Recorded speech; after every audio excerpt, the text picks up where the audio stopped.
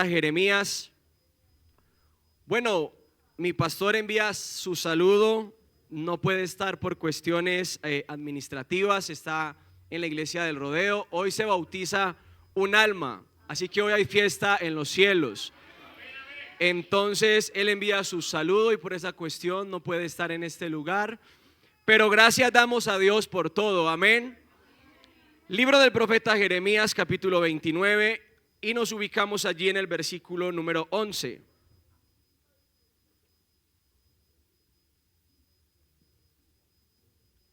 Bueno, mis hermanos, mientras yo estoy acá, algunos hermanos nos van a ayudar a repartir unas invitaciones que tenemos porque se nos aproxima una semana muy especial. Entonces, para que estemos atentos, para que invitemos a un amigo, para que traiga una agenda, un lapicero, para que aprendamos su palabra. Versículo número 11. Porque yo sé los pensamientos que tengo acerca de vosotros, dice Jehová, pensamientos de paz y no de mal, para daros el fin que esperáis. Tenga la amabilidad, mi hermano, y esté cómodo. Bueno, quiero dar gracias a Dios por este privilegio.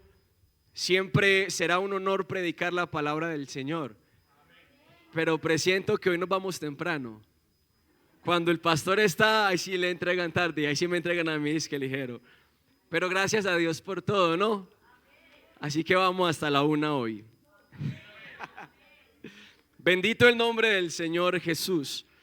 Bueno, leímos un pasaje bastante comprometedor, porque Jeremías en el capítulo 29 enfatiza el propósito que Dios tenía para con el pueblo de Israel. Y recordamos que el pueblo de Israel en este entonces estaba exiliado, era cautivo y estaba sufriendo. Pero Jeremías llega con un mensaje que brinda esperanza y dice: porque yo sé los pensamientos que tengo acerca de vosotros. Y no lo decía él, Jeremías dice Jehová, pensamientos de paz.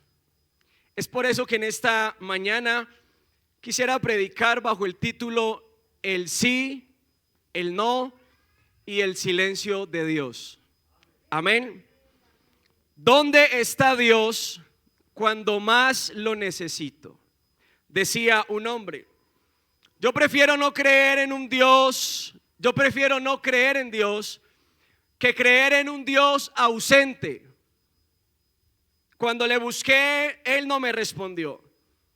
Cuando tenía solo 7 años, rogué a Dios para no quedar huérfano. Supliqué y le pedí. Lloré, desgarré mi alma, pero pasaron 2 horas y mi padre murió. Continúa el hombre diciendo que mientras él crecía, continuaba creyendo en Dios. Y un día él analizó que la iglesia oraba a favor de un hombre que era malo, un hombre que su maldad era percibida con facilidad. Y dice este hombre que el Señor sí escuchó a la oración de la iglesia. ¿Por qué? Pregunta este hombre. Dios responde solamente a algunos y a otros no. ¿Por qué cuando mi corazón gritaba, Él quedó en silencio? Esta es una de las preguntas más frecuentes que nos hacemos nosotros los hombres. ¿Por qué el silencio de Dios? ¿Dónde está Dios cuando más lo necesitamos? ¿Qué hace Él mientras usted y yo sufrimos? No logramos comprender con claridad la soberanía de Dios. ¿Por qué Dios a veces se queda en silencio? ¿Por qué a veces parece que no hay respuesta para nuestras peticiones? Y en esta hora me siento obligado a introducir este mensaje hablando de la voluntad de Dios. Cuando hablamos de la voluntad de Dios, podríamos considerar 3 aspectos. Número 1, la voluntad permisiva de Dios. Cuando hablamos de la voluntad permisiva de Dios, vemos que esta faceta de la voluntad de Dios describe la actitud de Dios, porque Dios define lo que es agradable para Él. Por ejemplo, si bien es claro que Dios no se complace en la muerte de los malvados, también es claro que Él quiere y decreta su muerte. La voluntad permisiva de Dios se refiere a que Dios en su soberanía permite que ocurran algunos eventos. En este caso podríamos hablar del pecado y del sufrimiento. La voluntad permisiva de Dios nos muestra y nos manifiesta a nosotros que aunque Dios permite el mal, el sufrimiento y la maldad, Él a su vez usa esto para que todos veamos su gloria. Alabanzas al nombre del Señor Jesús. Aunque Dios permita estas cosas, no significa que Él las apruebe o que sea impotente para que sucedan. Porque Dios puede evitar el mal, de seguro, pero el mal es una consecuencia que nosotros producimos, porque Dios no puede coaccionar la voluntad del hombre. Recordemos que Dios le dio libertad a Adán, pero una libertad mal administrada trajo consecuencias. Ahora existe el mal y no lo produjo Dios, lo producimos tú y yo. Esta es la voluntad permisiva de Dios. Alguien dijo: si Dios creó todo, entonces Dios también creó el mal. Esto es absurdo, porque el mal es una consecuencia de alguien que se aleja de Dios. Cuando alguien se aleja de Dios, naturalmente se vuelve malo. Así que si este mundo está mal, es porque carece de presencia de Dios en sus corazones.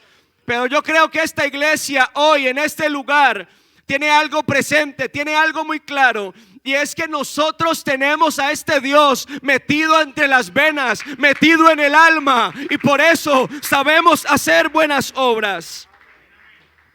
Alabanzas al nombre de Jesús. Pero también existe la voluntad decretiva de Dios. Lo que Dios desea, lo que Dios manifiesta, lo que Él exhala, su palabra. Por eso la ley fue dada. Este es el deseo de Dios para los hombres. Y no íbamos a conocer la voluntad decretiva de Dios si Dios no lo exhala, si Él no la escribe a través de su palabra. Esta faceta de la voluntad de Dios indica que Dios ha querido revelar algo de su voluntad a través de la Biblia. La voluntad decretiva de Dios es la voluntad declarada de Dios sobre lo que debemos y no debemos hacer. En el antiguo pacto el Señor le dice al pueblo de Israel qué alimentos podía consumir, pero también le dice qué otros alimentos no podía consumir. También les prohíbe amar a otro Dios y no que haya otro. Pero Dios conocía el corazón del pueblo de Israel. Hay personas que hablan acerca de que el pueblo de Israel era monoteísta, pero la Biblia me dice a mí algo diferente. El pueblo de Israel creaba dioses por todas partes. Pablo le escribe a la iglesia allí en Tesalónica, en su primera carta, capítulo 5, versículo 16. Estad siempre gozosos, orad sin cesar, dad gracias a Dios en todo, porque esta es la voluntad de Dios para con vosotros en Cristo Jesús. De manera imperativa, Pablo le escribe a la iglesia en Colosa, y en el capítulo 4 y en el capítulo 5 Pablo le dice a la iglesia cuál es el deseo de Dios, cómo quiere Dios que ustedes se comporten. Y yo creo que esta iglesia no tiene problema con eso. Usted y yo sabemos qué es lo que le agrada a Dios. Y aquí en el versículo 18 dice: dad gracias a Dios en todo, porque esta es la voluntad de Dios para con vosotros. La voluntad de Dios para con nosotros no es solamente dar gracias a Dios en todo. El contexto nos obliga a que también la voluntad de Dios es que estemos gozosos siempre. Así que si está triste, está quebrantando la voluntad de Dios. También dice, orad sin cesar, porque también es la voluntad de Dios. Pero hablar de la voluntad decretiva y la voluntad permisiva me obliga a mí en esta mañana a hablar también de la voluntad soberana de Dios. Lo que Él determina, lo que es inalterable. Lo que a pesar de lo que esté ocurriendo, esto llevará a cabo mi plan funcional. Recordemos que el Señor sabía que alguien lo iba a entregar. Sin embargo, Judas fue culpable y responsable por su acto. Pero esto lo usó Dios para ser glorificado, para ir a la cruz, para resucitar. Y ahora conocemos la redención de Cristo. Alabanzas al nombre del Señor Jesús. Alabado sea su nombre. Dios es bueno. La voluntad soberana de Dios nos habla de la voluntad definitiva. Esta faceta de la voluntad de Dios viene del reconocimiento de la soberanía de Dios y los demás aspectos naturales de Él. Efesios capítulo 1 versículo 11 dice: en Él asimismo tuvimos herencia, habiendo sido predestinados conforme al propósito del que hace todas las cosas según el designio de su voluntad. Job también escribe, capítulo 23, versículo 13 y 14, si quieren ir leyendo. Pero si Él determina una cosa, ¿quién lo hará cambiar? Su alma deseó e hizo. Él pues acabará lo que ha determinado de mí, y muchas cosas como estas hay en Él. Sin lugar a duda, podemos decir confiadamente que cada acción, que cada problema, que cada circunstancia de la vida no podrá alterar el plan que Dios tiene con esta iglesia. Alabanzas al nombre del Señor Jesús. Pero a través de cada acción, a través de cada suceso, a través de lo que Dios permite, de lo que Dios ordena y de lo que Dios determina, hay un creyente perdiendo una batalla. Hay una persona perdiendo su confianza en Dios. Porque el ser humano siempre ha manifestado el deseo de querer poner sus intereses por encima de los de Dios. Yo pensé que eso solo me pasaba a mí. Naturalmente buscamos lo que nos satisface a nosotros. Pero el libro de Mateo en el capítulo 8 nos relata la actitud de un hombre que era leproso. Ustedes se conocen la historia. Pero este hombre, cuando vio que Jesús descendía del monte, se postró ante él y le dijo: Señor, si tú quieres, puedes limpiarme. Esta actitud de este hombre nos lleva a nosotros a confrontarnos. ¿De qué manera le pedimos a Dios lo que le pedimos? Porque en muchas ocasiones queremos que la voluntad de Dios sea quebrantada y que Él haga la nuestra. Señor, ojalá tu voluntad no sea esta. Alabanzas al nombre del Señor Jesús. Y por eso tenemos que hablar del sí de Dios. ¿A quién no le gusta que Dios diga que sí a nuestras súplicas? ¿Hay alguien aquí que no le gusta el sí de Dios? A menos que sea así, te vas a morir. Porque el sí de Dios bendice. El sí de Dios nos alegra el alma. El sí de Dios nos trae contentamiento todo el tiempo. Y cuando rogamos a Dios por algo y Él responde inmediatamente de manera afirmativa, nosotros estamos contentos. Y parece que ese sí nos tiene de parte de Dios. Y a veces hasta hacemos pactos con Dios. Le decimos: Señor, si tú me dices que sí, yo voy a empezar a caminar como tú quieres. Condicionamos a Dios. Pero Dios es tan hermoso que sabiendo que vamos a quebrantar nuestras promesas, aún así nos responde, nos consuela, dice sí, nos abraza, nos bendice. Alabanzas a su nombre, déle ese aplauso.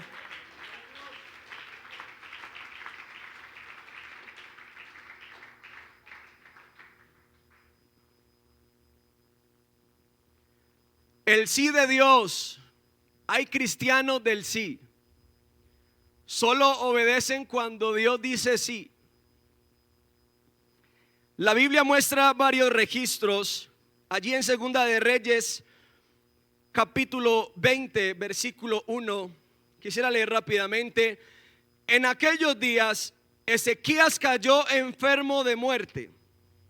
Y vino a él el profeta Isaías, hijo de Amós, y le dijo: Jehová dice así: ordena tu casa, porque morirás y no vivirás. Entonces él volvió su rostro a la pared y oró a Jehová y dijo: te ruego, Jehová, te ruego que hagas memoria de que he andado delante de ti en verdad y con íntegro corazón, y que he hecho las cosas que te agradan. Y lloró Ezequías con gran lloro. Versículo 4. Y antes de que Isaías saliese hasta la mitad del patio, Isaías entró a decirle: prepárate, porque te vas a morir. Pero mientras Isaías iba saliendo, un hombre se quedó llorando amargamente, diciéndole al Señor: yo te ruego que me añadas más años de vida. Pero la respuesta de Dios fue inmediata, porque registra la escritura que Isaías iba por el patio y el Señor le dijo: devuélvase, porque la oración de Ezequías ha subido delante de mí. Versículo 5 dice: vuelve y di a Ezequías, príncipe de mi pueblo: así dice Jehová, el Dios de David tu padre: yo he oído tu oración y he visto tus lágrimas, porque Dios ve tus lágrimas. He aquí que yo te sano. Al tercer día subirás a la casa de Jehová, y añadiré a tus días 15 años, y te libraré a ti y a esta ciudad de mano del rey de Asiria, y empaparé esta ciudad por amor de mí mismo y por amor a David mi siervo. Qué hermoso cuando Dios dice sí, y más en momentos tan definitivos como este. Ezequías iba a morir, pero no pasaron, yo me le pongo 2 minutos. No sé qué tan lento era Isaías para andar, pero él rogó y Dios respondió inmediatamente. Como yo sé que muchos hemos sido testigos del sí inmediato de Dios. Alabanzas al nombre del Señor Jesús. Hay otro registro allí en el primer libro de Crónicas, capítulo 4, versículo 9, y dice: y Jabes fue más ilustre que sus hermanos, al cual su madre llamó Jabes, diciendo: por cuanto lo di a luz en dolor. E invocó Jabes al Dios de Israel, diciendo: oh, si me dieras bendición y ensancharas mi territorio, y si tu mano estuviera conmigo y me libraras de mal, para que no me dañe. Y termina diciendo: y le otorgó Dios lo que pidió. Jabes pedía y Dios concedía. ¿A quién no le gusta que Dios se comporte así con nosotros?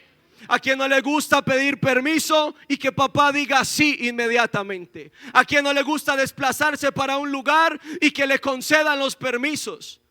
Cuando yo tenía 13, 14 años, recuerdo que me dolía cuando no me dejaban ir a un lugar, pero cuando me decían sí después de tanto rogar, salía brincando de la emoción. Pero no todo acaba ahí, porque por nuestro propio bienestar Dios también dice que no. Y ahí llega la sonrisa, y hasta ahí llega la alegría, y hasta ese momento estoy brincando de felicidad. Y hasta ese momento entonces mis emociones están disparadas, porque Dios me tenía contento, porque su voluntad y la mía estaban alineadas. Pero hay momentos en los que Dios te va a decir no. Y aunque el sí de Dios te bendice, el no de Dios te protege. Dele la gloria a Él en esta hora. Alabanzas a su nombre. Alabanzas a su nombre. El no de Dios nos disgusta. Cuando pedimos algo y no nos lo dan, eso causa un poco de tristeza. Los ánimos decaen, algunos lloran, otros padecen. Nos comportamos como un niño que le dice a su padre que le dé chocolate mientras su estomaguito está mal. Pero papá le dice que no porque sabe que le va a doler si se lo come. Alabanzas al nombre del más alto. Hacemos pataletas, pensamos que Dios es injusto, creemos que es caprichoso. Si algo he entendido yo en estos 11 años caminando con el Señor, es que Dios no es caprichoso. Dios no toma una decisión para ver qué va a pasar. Dios no juega al ajedrez, no tira a los dados. Cada acción, cada suceso que ocurre en esta vida está alineado a lo que Dios ha determinado, y nada ni nadie podrá alterar lo que Él determina. Alabanzas a su nombre. Alabanzas a su nombre. Y es cuando llegamos a entender que el no de Dios transforma.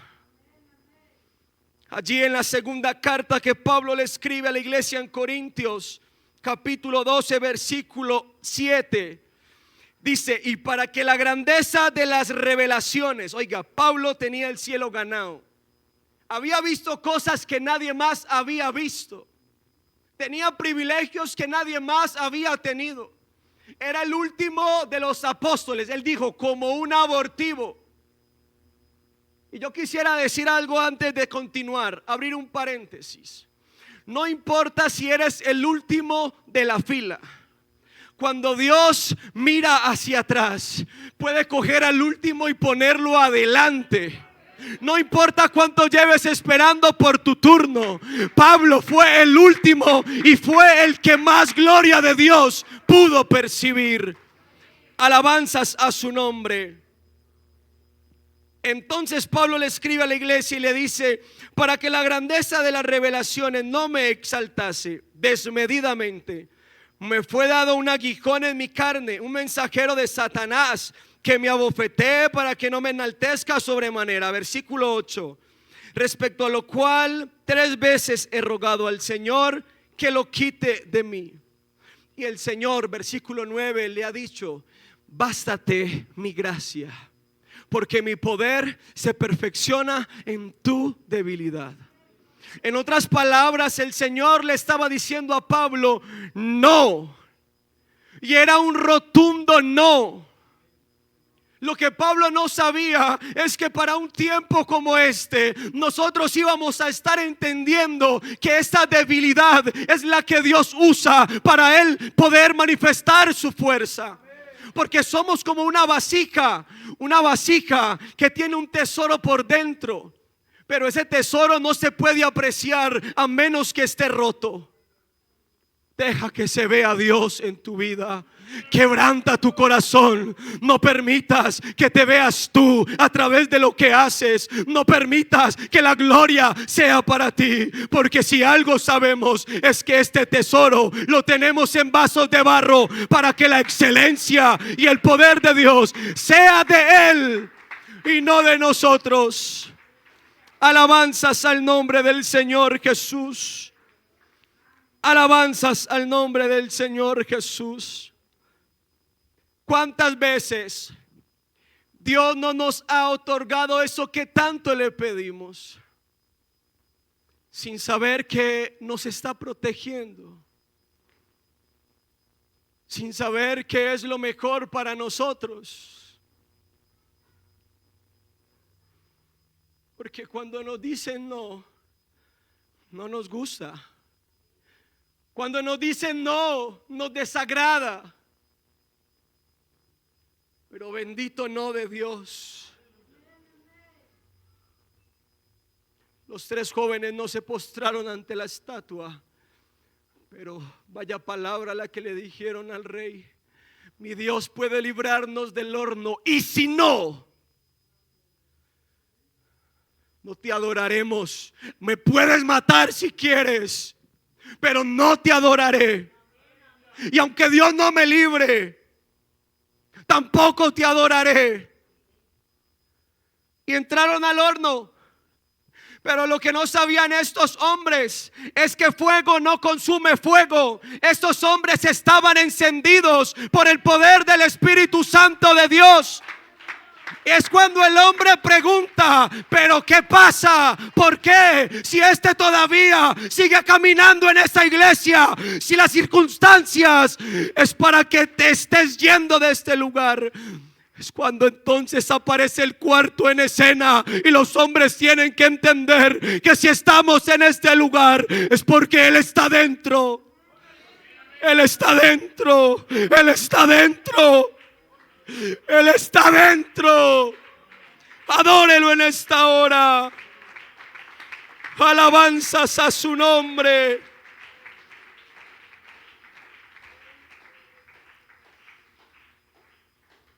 Pero cuando te vas sin que te hayan otorgado el permiso, te das cuenta por qué te decían no.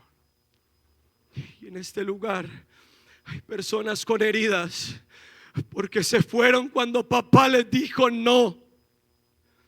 Y hay cicatrices que aún nos recuerdan que Dios tenía razón. Y hay personas heridas porque les habían dicho no y salieron contra la voluntad de Dios. Se fueron porque creían que sabían más que Dios. Pero ¿quién sabe más que Dios? Si la sabiduría le pide consejo a Él. Si el omnisapiente todo lo sabe. Y ahora tus heridas son causa de tu desobediencia. Que cuando Dios dice no, también debe haber obediencia. Cuando Dios dice no, también debe haber adoración. Cuando Dios dice no, también debe haber reverencia. Porque debemos entender que Dios tiene planes mejores para nosotros. Alabanzas al nombre del Señor Jesús. Aunque ese no me duele, debemos reconocer que somos como un libro en la mano de Dios. Solamente Él conoce la siguiente página de tu vida. Si permaneces en obediencia, Él conoce el final de tu libro. Porque nosotros somos un libro en la mano de Dios. Y aunque en el desenlace o en el nudo del libro haya sufrimiento, Él sabe que al final de todo Él enjugará toda lágrima. Estaremos en la patria celestial. Aleluya. Aleluya.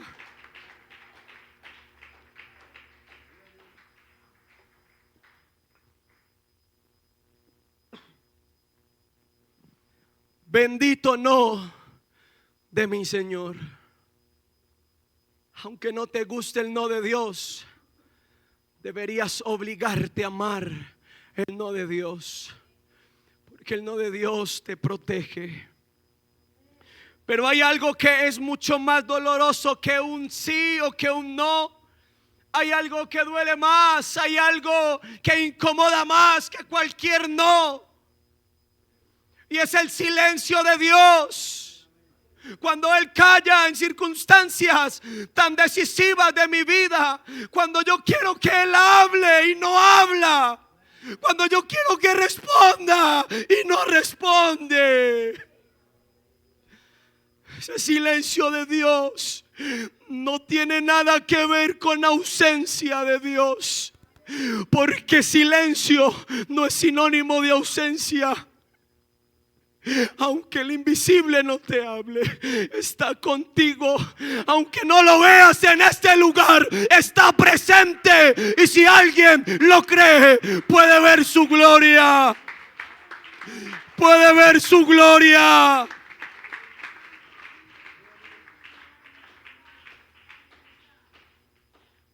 Alabanzas a su nombre. El silencio de Dios duele. El silencio de un padre nos hace pensar que no nos ama. El silencio de Dios genera incertidumbre. El silencio de Dios nos hace creer que no está, que no nos escucha. Alguien más lo ha pensado. Alguien más le ha preguntado a Dios, pero ¿por qué callas? Alguien más le ha preguntado a Dios, pero si llevo tantos años rogándote por este muchacho, ¿por qué no me dices algo? Pero si llevo años rogándote por la restauración de mi ministerio, ¿por qué no lo haces? Tu urgencia no tiene comparación con el propósito de Dios. Y Dios no actúa de acuerdo a nuestra urgencia.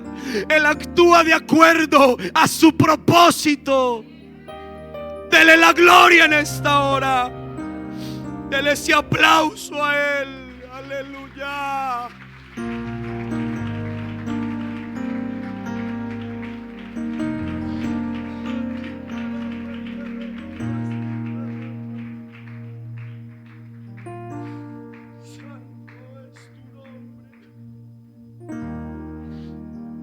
Santo es el nombre de Jesús.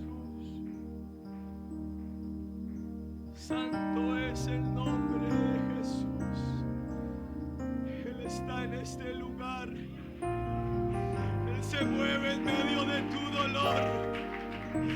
Él se mueve en medio de tu crisis. Aleluya. Alabanzas a su nombre. Pero el silencio de Dios forma nuestro carácter. El silencio de Dios me enseña a ser dependiente, a saber cuánta insuficiencia tengo. El silencio de Dios forma su carácter en mi vida. Porque yo no vivo para mí, yo vivo para Él. Y si quiero ser un mártir en este mundo, necesito tener a Cristo y su carácter. Alabanzas a su nombre. Su silencio forma su carácter en mí. Su silencio me enseña a esperar. Su silencio fortalece mi fe. Hebreos 11, versículo 6. Pero sin fe, no lo sabemos de memoria todos, pero sin fe es imposible agradar a Dios, porque es necesario que el que se acerca a Dios crea que le hay. Versículo 7. Por la fe Noé, cuando fue advertido por Dios acerca de las cosas que aún no se veían, con temor preparó el arca en que su casa se iba a salvar. Y por esa fe condenó al mundo y fue hecho heredero de la justicia que viene por la fe. Noé no vio ni una sola gota de agua y empezó a construir el arca. Porque él no se movía por lo que veía. Él se movía porque Dios ya lo había ordenado. Nos sostenemos como viendo al invisible. Andamos por fe y no por vista. Que nos llamen locos, que nos digan lo que quieran, pero mi fe lo puede ver, lo puede sentir. Dele ese aplauso, dele la gloria. Aleluya.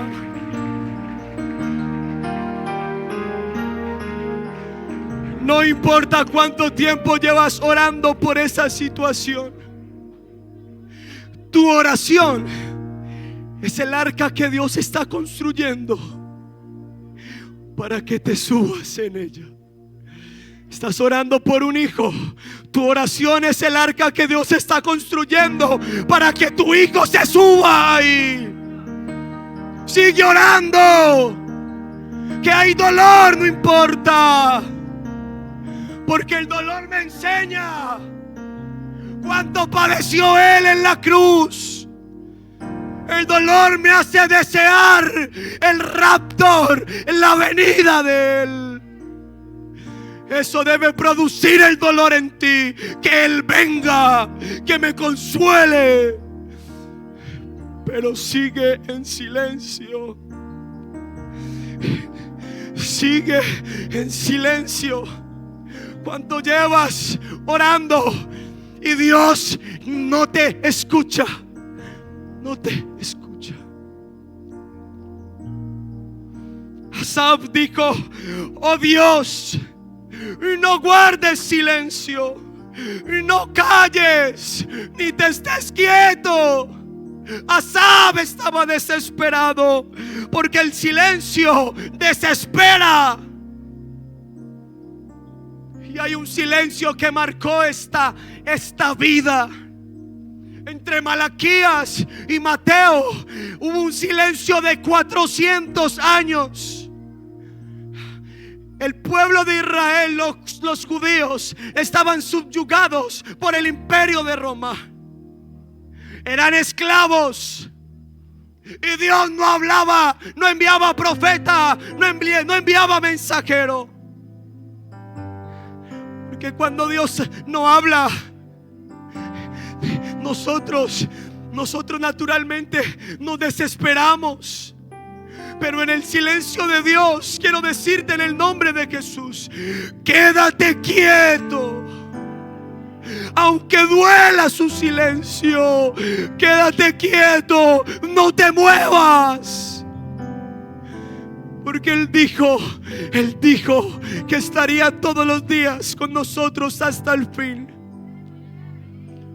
Alabanzas al nombre del Señor Jesús.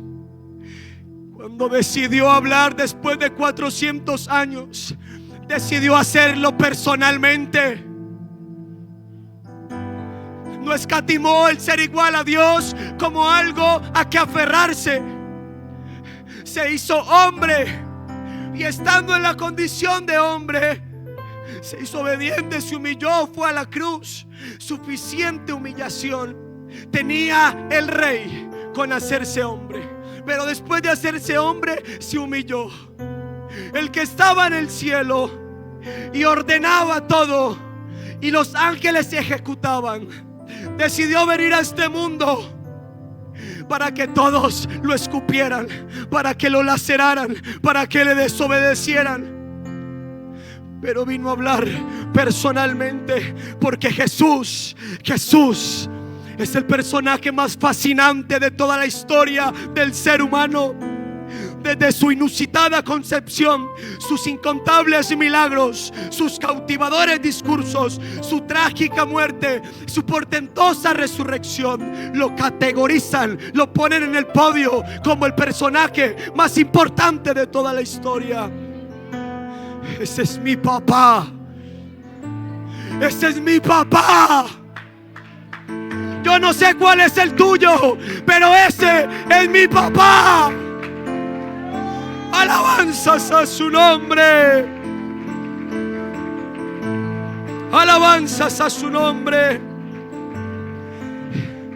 Y aunque de Él se digan infinidades de cosas, desde comentarios que lo menosprecian como los que lo alaban.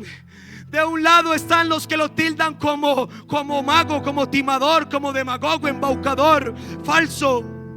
Incluso algunos como que ponen en duda su historicidad. Algunos ponen en duda eso, que fue real. Pero los manuscritos de Sócrates, de Platón, son reales y muchos creen en él. Hay más copias de las evidencias de Cristo que de la de esos hombres. Y una de ellas es que este hombre, siendo un vil pecador, sigue perseverando. Porque nadie se mantiene en este lugar por fuerza ni voluntad propia. En este lugar nos mantenemos, porque esa verdad nos mantiene arraigados. Por eso la armadura de Dios dice el cinturón de la verdad. Usted sin su cinturón se queda desnudo, pero es la verdad la que me sostiene. Alguien quiere alabarlo, alguien quiere adorarlo, alguien quiere nombrar al invisible. Aleluya, alabanzas a su nombre. Voy terminando. Alguien dijo: Jesucristo es el mayor fenómeno que ha cruzado el horizonte de este mundo. Es la pieza central de la civilización. Él es el incomparable. Él no tiene precedentes. Es la idea más elevada de la literatura. Es la más alta personalidad de la filosofía. Él es la doctrina fundamental de la verdadera teología. Él es el único calificado para ser el Salvador, todo suficiente. Es mi papá. Ese es mi papá. Y puede ser el tuyo, jovencita. Puede ser el tuyo. El abrazo de este padre sí trae consuelo, porque tu papá biológico te ama hasta la vida, pero el abrazo del Padre eterno te ama hasta la muerte. Nada detiene el abrazo del Padre. Nada. Aleluya. Y si es tan poderoso como dices, Mauricio, ¿por qué no habla? Si es todo lo que estás diciendo, a ver, yo quiero ver, porque no veo lo que dices. Hablas muy lindo, pero su silencio, ¿por qué? ¿Por qué Dios calla? ¿Te está doliendo el silencio de Dios? Él está dentro de ti. Dios no llega tarde. Cada vez que Él habla, lo hace con una palabra que trae esperanza. Cuando se acabó el vino, ahí estaba el buen vino de verdad. Cuando se murió Lázaro, sus hermanas estaban desesperadas. El supuesto amigo de Lázaro, ¿dónde está? Se la pasa sanando enfermedades de otros y las mías no las sana. Alguien está diciendo eso. ¿Por qué Dios le responde a ese que ni se congrega, y yo que llevo toda la vida acá no me hace el milagrito?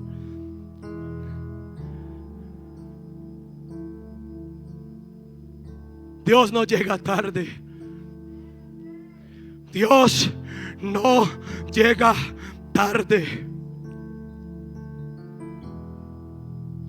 Las hermanas de Lázaro ya no tenían esperanza.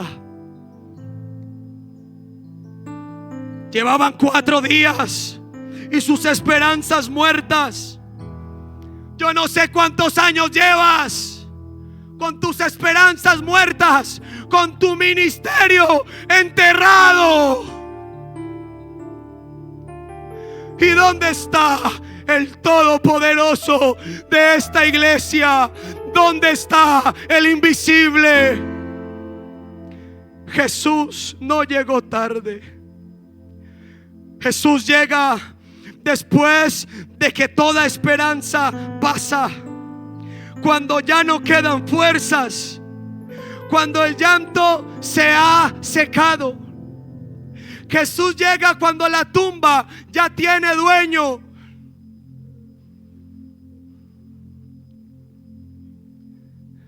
Ya le pusiste tumba a eso que tanto le pides a Dios. Ya enterraste tu sueño. Porque a lo mejor alguien aquí no lleva 4 días. A lo mejor alguien aquí lleva años esperando que Dios hable, esperando que llegue con una palabra cautivadora, que me alegre otra vez los días, porque al parecer este silencio se robó la alegría. Oh, yo siento a Dios en este lugar. Si Jesús hubiera llegado antes, habría sido una sanidad más, pero Él vino no a ser predecible, vino a revelar su gloria. Esperó 4 días para que nadie dijera que Lázaro dormía, para que quedara claro que Él no sana solamente, para que quedara claro que Él era el autor de la vida y que también puede levantar a los muertos, así como en esta hora puede levantar toda esperanza. Alabanzas a su nombre. Oh, aleluya. Esperó 4 días para que nadie dijera que Lázaro dormía, para que quedara claro que Él no sana solamente. Esto no es crueldad de Dios, es propósito. No es descuido de Dios, es estrategia divina.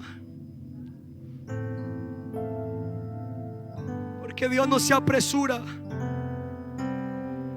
a correr a tu urgencia. Dios trabaja para el propósito que tiene contigo. Iglesia, hay propósitos para ustedes. Yo sé los planes que tengo con ustedes, planes de paz y de gozo, dice Jehová. Y Lázaro no solamente volvió a vivir, volvió con un testimonio que ni la muerte pudo callar. Y eso que parecía olvido fue preparación para un milagro que nunca alguien había imaginado. Ese es mi papá.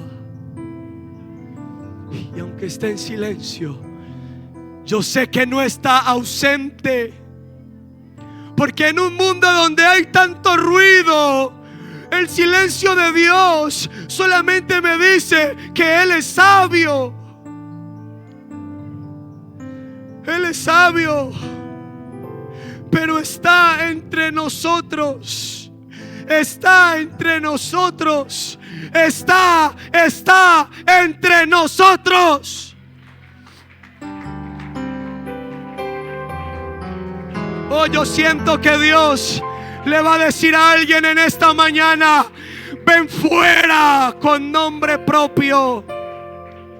Alguien que tiene sus esperanzas muertas, yo quiero invitarle para que esté de pie. Y yo quisiera invitar, si quiere venir a este lugar.